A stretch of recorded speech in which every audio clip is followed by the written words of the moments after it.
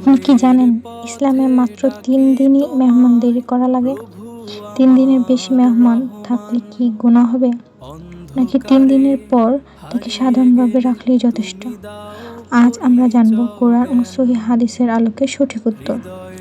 আসসালামু আলাইকুম রহমতুল্লাহ। মেহমানদারি ইসলামে একটি গুরুত্বপূর্ণ আমল, কিন্তু অনেকে ভুলভাবে মনে করেন 3 দিনের বেশি মেহমান রাখা ঠিক না। চলুন দেখি কোরআন ও হাদিস কি বলে। কোরআনের আলোকে কোরআনে হযরত ইব্রাহিম আলাইহিসসালাম এর মেহমানদারির ঘটনা উল্লেখ আছে। তিনি মেহমানদের জন্য দ্রুত খাবারের ব্যবস্থা করেন এবং সম্মানের সাথে আপ্যায়ন করতেন। এখান থেকে বোঝা যায় মেহমানকে সম্মান করা নবীদের সুন্নাহ। আর হাদিসের আলোকে রাসূলুল্লাহ সাল্লাল্লাহু আলাইহি ওয়াসাল্লাম বলেছেন, যে ব্যক্তি আল্লাহ ও আখিরাতে বিশ্বাস রাখে সে যেন তার মেহমানকে সম্মান করে। মেহমানের আপ্যায়ন 1 দিন ও 1 রাত বিশেষ এবং 3 দিন পর্যন্ত সাধারণ আপ্যায়ন। এর বেশি হলে তা সদকা হিসেবে গণ্য হবে। এই বুখারী ও মুসলিম।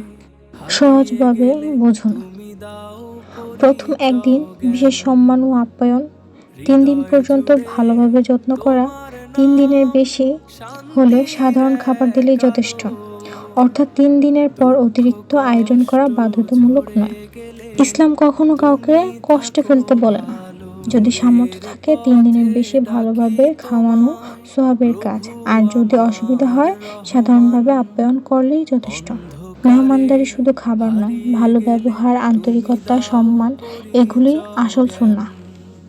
3 দিনের বেশি মেহমান রাখা যাবে না এমন কোনো নিষেধ নেই, শুধু বিশেষ আয়োজন 3 দিন পর্যন্ত সুন্নাহ। ইসলাম সবসময় সহজ ও মানবিক জীবনযাপন শিক্ষা দেয়।